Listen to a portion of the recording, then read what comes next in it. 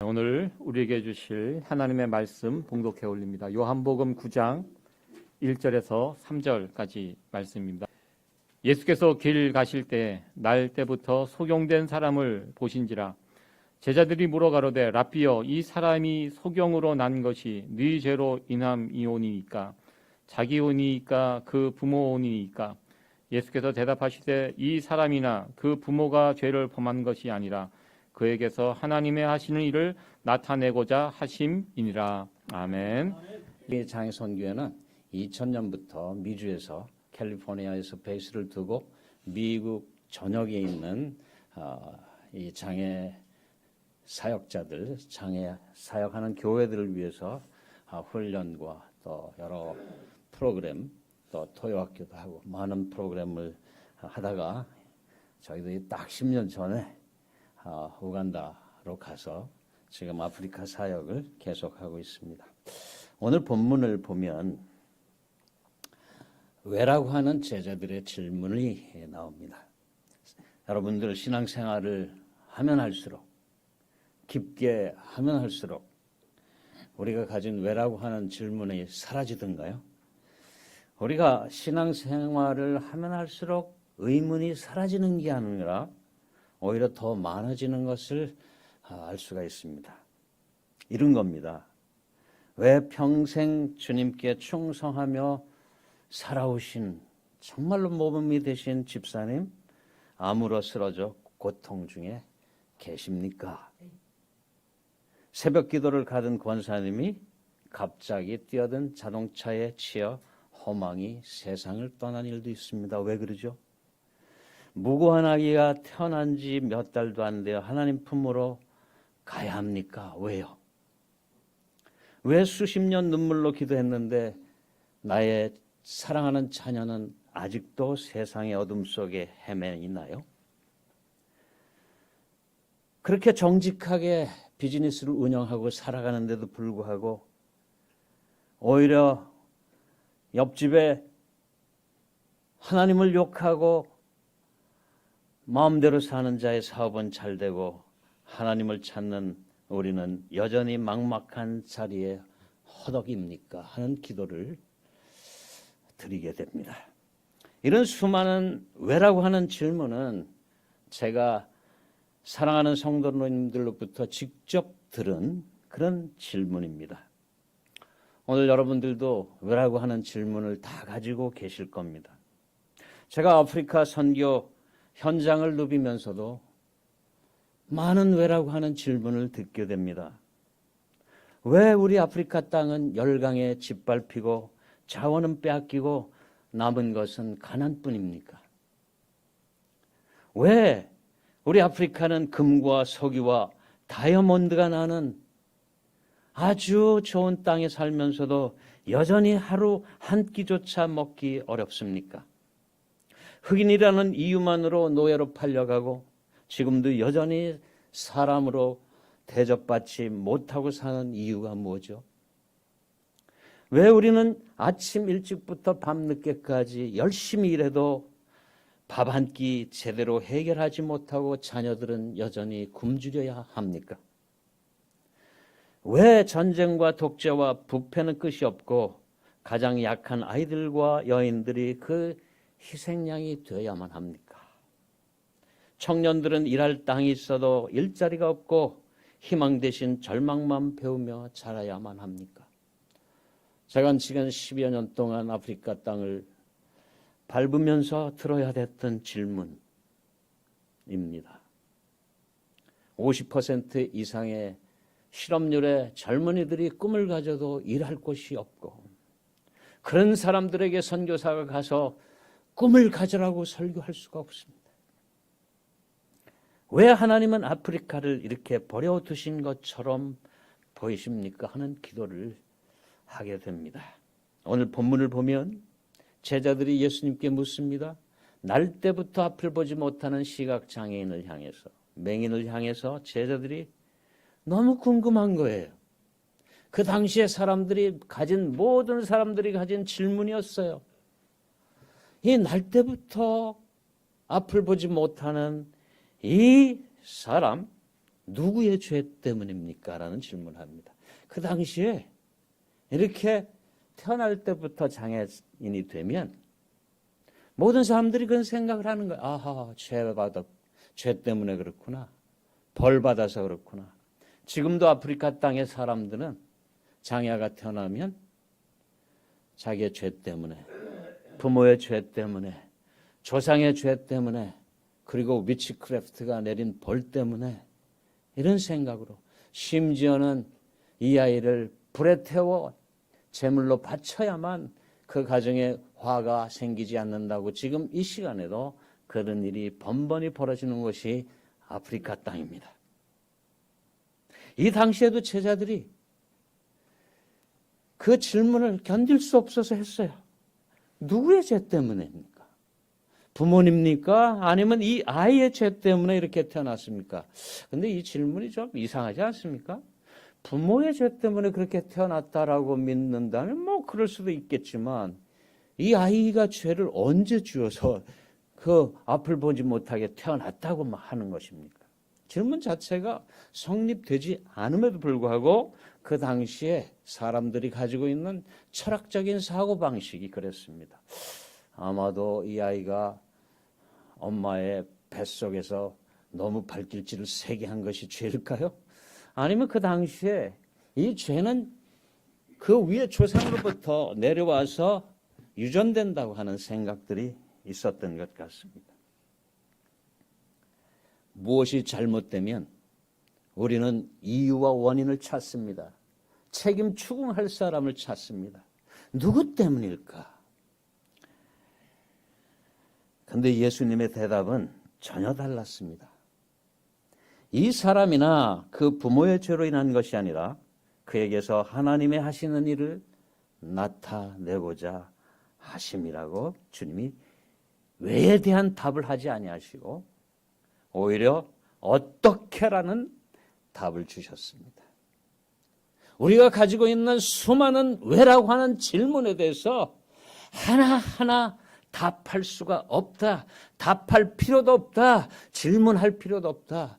오늘 우리에게 왜라고 하는 질문이 있느냐? 어떻게라고 바꾸어 물으라 하는 것입니다. 어떻게 하면 내 인생이 이런 왜라고 하는 질문을 가지고 있음에도 불구하고 하나님 앞에 영광 돌리고 하나님의 일이 드러날 수 있을 것인가로 고민하라는 것입니다. 그러나 오늘은 여전히 교회에서 우리가 기도하면서 하나님 건강 주세요. 하나님 돈 주세요. 하나님 잘되게 해서 자녀 좋은 학교 가게 해 주세요.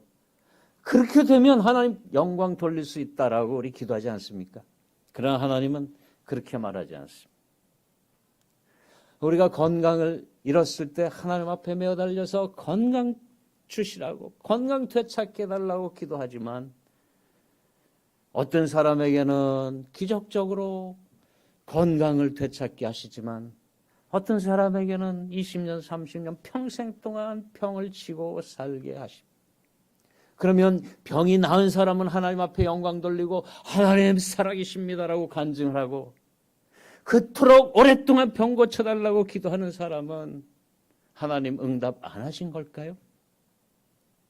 오늘 장애아를 가지고 살고 있는 수많은 부모님, 어머님, 아버지들이 새벽재단에서 20년, 30년 동안 눈물로 기도합니다. 우리 아이 고쳐주시면 하나님이 영광 받으실 텐데. 그래서 교회를 나와도 저 뒷자리에 앉아서 오늘도 해결받지 못한 성도처럼 고개 숙이고 있는 자들이 장애인 가족입니다. 그러나 하나님은 건강 가지고도 하나님 앞에 영광 돌릴 수 있지만 건강 잃어도 하나님 앞에 영광 돌릴 수 있다는 것이 오늘 본문을 통해서 우리에게 주신 하나님의 은혜입니다. 우리는 하나님 돈 많이 주세요. 선교 왕창 하겠습니다. 제가 선교사로 막 돌아다니다 보면 꼭 제 손을 잡고 그렇게 말씀하시는 분이 있어요. 선교사님, 저를 위해서 기도해 주세요. 돈 많이 벌면 선교사님 펑펑 밀어드리겠다고. 30년이 되었지만 수많은 사람들이 제 손을 잡고 그렇게 얘기했지만 단 한 사람도 그분들이 아직도 돈을 못 벌으셔서 아닌데 제가 보니까 굉장히 많이 축복받아서 했더니 그거는 조건으로 우리가 하나님 앞에 딜하면 그 조건이 다 해결되면 생각이 없어집니다. 하나님께서는 우리의 조건에 따라 영광을 받으시는 분이 아니라 하나님 그분께서 우리의 삶을 통해서 편하나 건강하나 건강치 못하나 돈이 많으나 돈을 잃었어도 그것을 인해서 하나님 앞에 가까이 오면 그것이 축복이라고 말씀하셨습니다. 어떤 사람은 건강 가지고 하나님 앞에 영광 돌립니다. 어떤 사람은 오히려 건강 잃어버리고 나서야 하나님을 찾고 하나님 앞에 더 가까이 나간다면 건강 잃어버린 것이 축복이 되는 것입니다. 어떤 사람은 돈을 많이 주어서 그 돈 가지고 선교도 많이 하고 하나님 앞에 영광 돌리시는 분들 많이 보았습니다. 그러나 돈의 주체를 하지 못해서 세상이 너무 좋아서 그 돈 가지고 막 살다가 도저히 하나님을 알 수 없으니 하나님의 돈을 잠깐 가져가시니 많은 분들이 그때 깨닫고 하나님 앞에 돌아온다면 돈을 잠깐 잃어버리고 파산하고 레이오프 당하고 그때 만난 주님이 정말로 귀한 주님이라고 간증할 수 있는 거죠. 고난의 원인을 묻는 자리에서 예수님은 고난의 목적과 하나님의 계획을 보게 하셨습니다. 아는 분은 아시겠지만 여기에 우리 함께 온 우리 딸 조이 그리고 함께 우리 선교의 동역자 되시는 김진희 선교사님 아들 바울 똑같이 하나님이 똑같은 장애 유형을 가지고 이 세상에 장애아로 태어나게 했습니다. 우린들 믿음이 좋아서 목사니까 선교사니까 장애아로 주시자마자 할렐루야 이 장애를 가지고 하나님 앞에 영광 돌리게 되었사오니 그랬겠어요? 저들에게도 수많은 왜라고 하는 질문으로 눈물을 흘리며 하나님 앞에 기도를 했겠죠. 물론 저희 가정에는 임신 3개월 때 장애아를 주시겠다는 하나님의 진단이 있었습니다.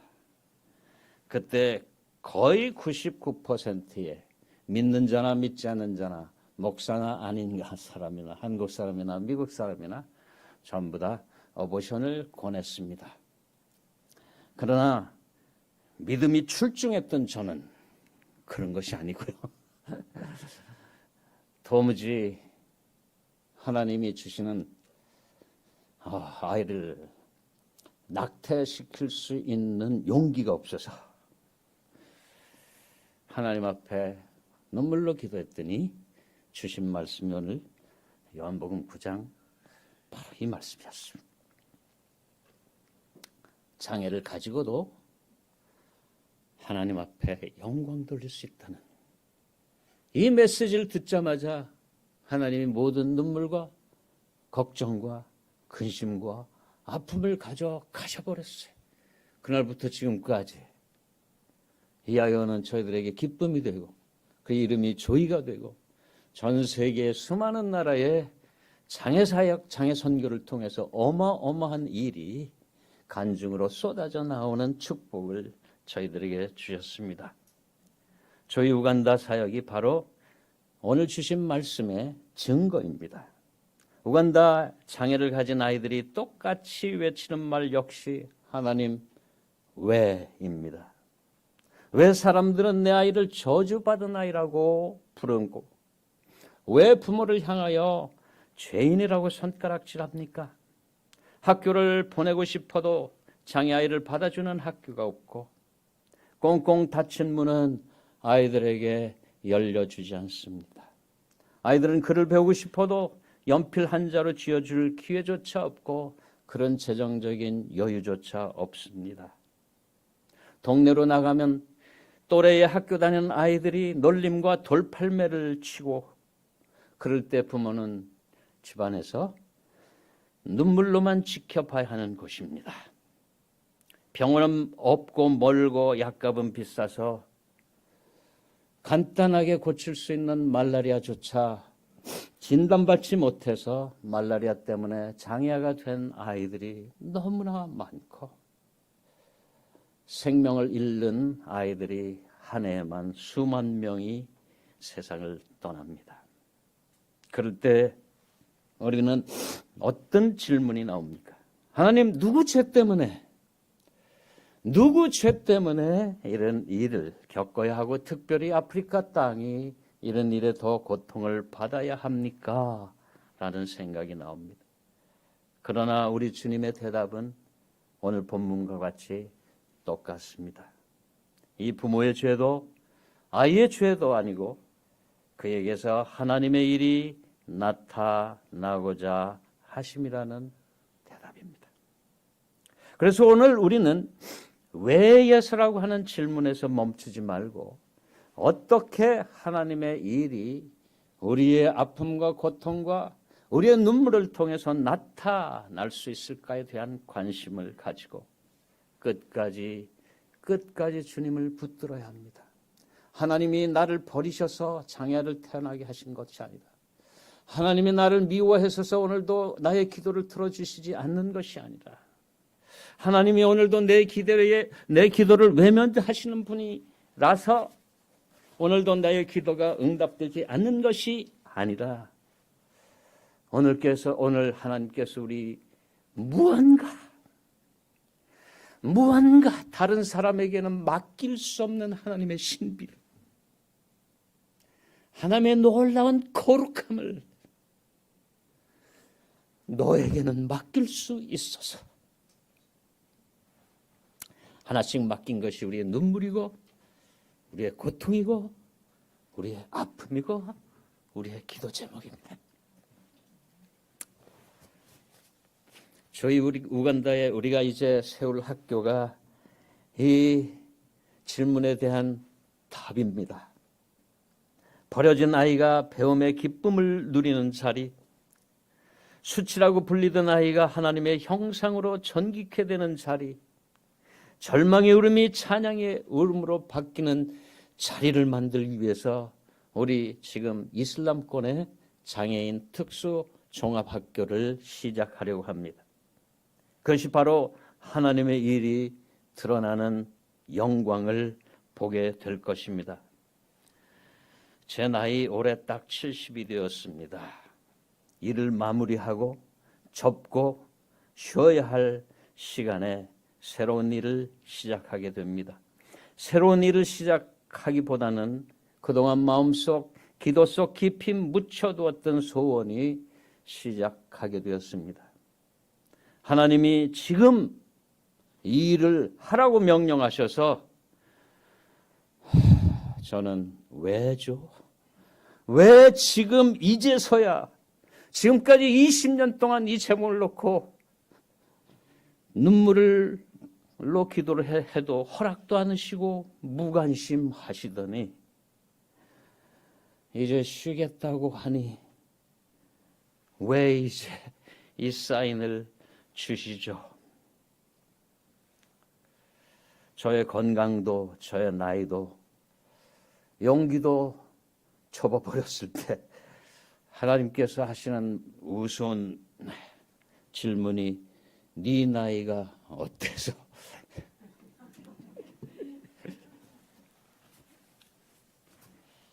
네 건강이 무슨 문제냐? 난 내가 일한다. 하나님의 대답이었습니다.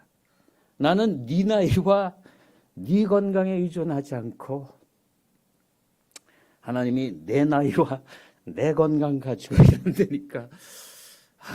하나님 영원히 사시는 분인데, 하나님은 건강에 문제가 없으신 분인데, 이 생각하면서 새로운 용기를 가지고 미국에 들어와 사무실에 돌아온 첫날, 바로 조금 전이었습니다. 헌금 봉투가 하나 온 게 있어서 뜯어보았습니다. 그동안 저는 한 번도 보지 못한 액수인 듯해서 0이 잘못 치워졌는지 콤마를 잘못 찍었는지 또 찍어보고 찍어봤습니다. 거금 10만 불이었습니다. 그 순간 그만 무릎을 꿇고 말았습니다. 기어이 하나님은 이 일을 하시고 말겠다는 것이군요 하는 생각밖에 없어서 만감이 교차했습니다. 왜냐하면 이건 큰 프로젝트이기 때문에. 그러나 금방 제 마음이 돌아온 것은 이렇게 사인을 주시고 시작을 하신다면 앞으로 필요한 150만 불도 주시겠다는 사인이라는 생각이 들어서 마음의 두려움과 기쁨이 교차했습니다. 사실 헌금하신 분은 제가 얼굴을 뵌 적도 통화를 해본 적도 전화번호조차 가지고 있지 않았습니다. 그러나 하나님이 하시겠다는 우간다의 놀라운 학교 프로젝트의 시드마니가 되겠다고 하는 확신이 들었기에 봉투에 적힌 주소를 찾아가 집을 찾아가 보았습니다.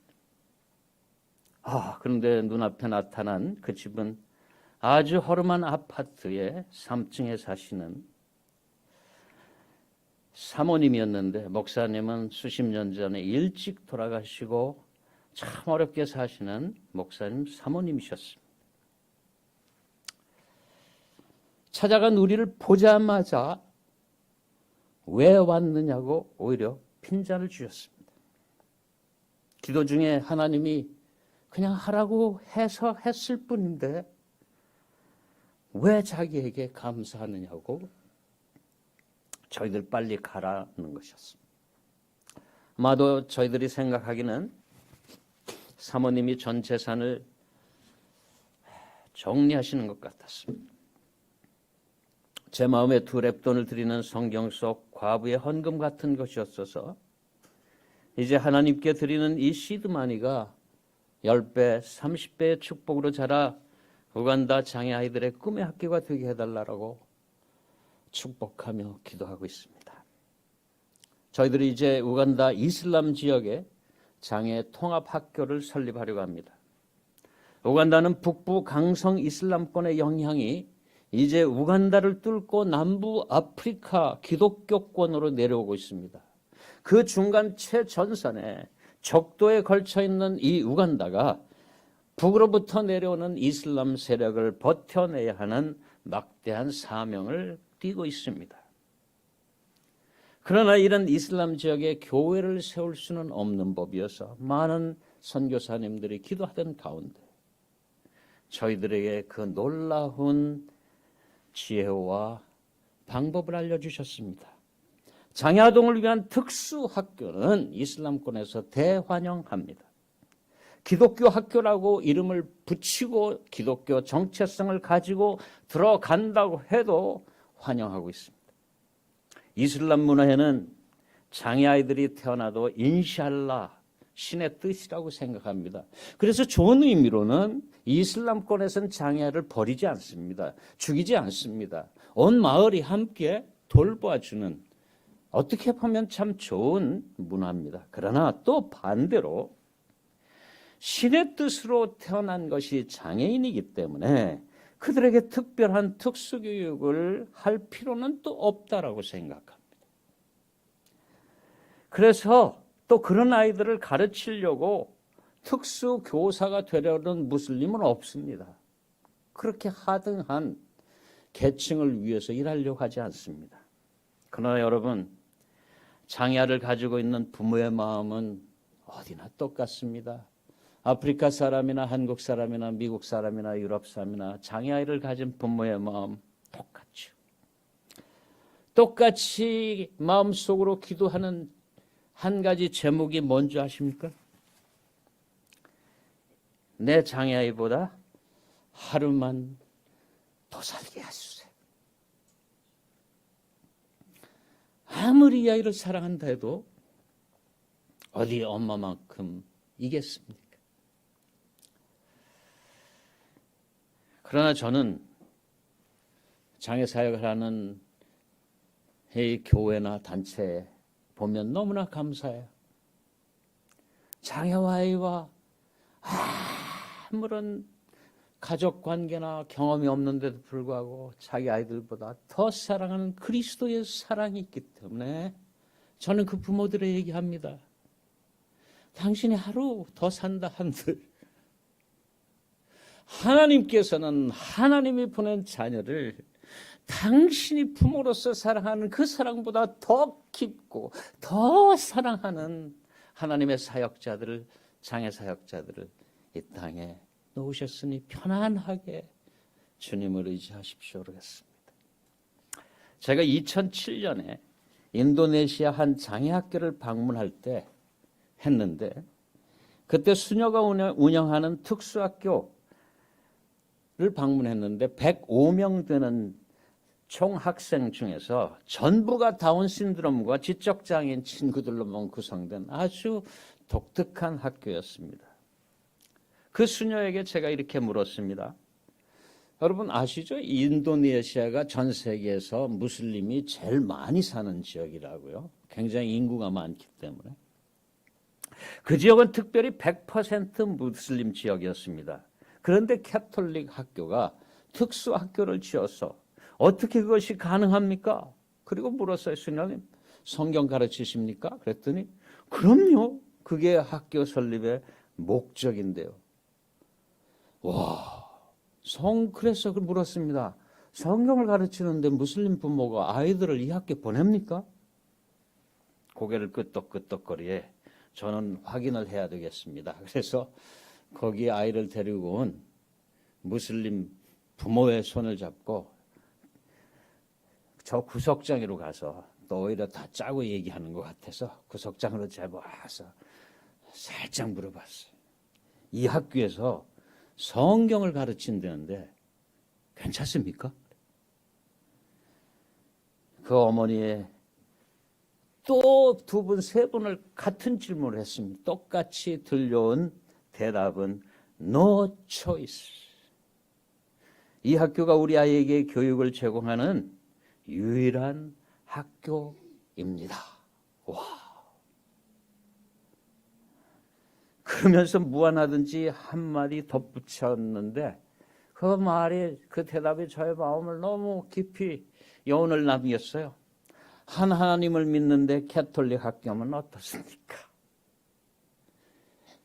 이것이 장애아를 가지고 있는 엄마의 마음이에요. 이슬람권은 장애아이들에게 특수교육을 시키지 않아도 엄마는 한자라도 더 가르치고 싶고 한 단계라도 더 업그레이드 시키고 싶고 사회에 나가서 사람으로부터 사랑받고 싶은데 일반 사회에서는 무시하니 사랑받는 학교에 보내고 싶은 것이 엄마의 마음이지. 저는 무릎을 쳤어요. 바로 이거로구나. 그래서 그때부터 지금까지 그런 학교를 우간다에 세워달라고 기도를 했는데 응답이 없으세요. 그래서 이제는 나이도 건강도 쇠하고 은퇴를 해야 되겠다고 통보를 이번에 하려고 하는 순간에 이렇게 위에 계신 그분이 일을 저지르고 말으셨던 겁니다.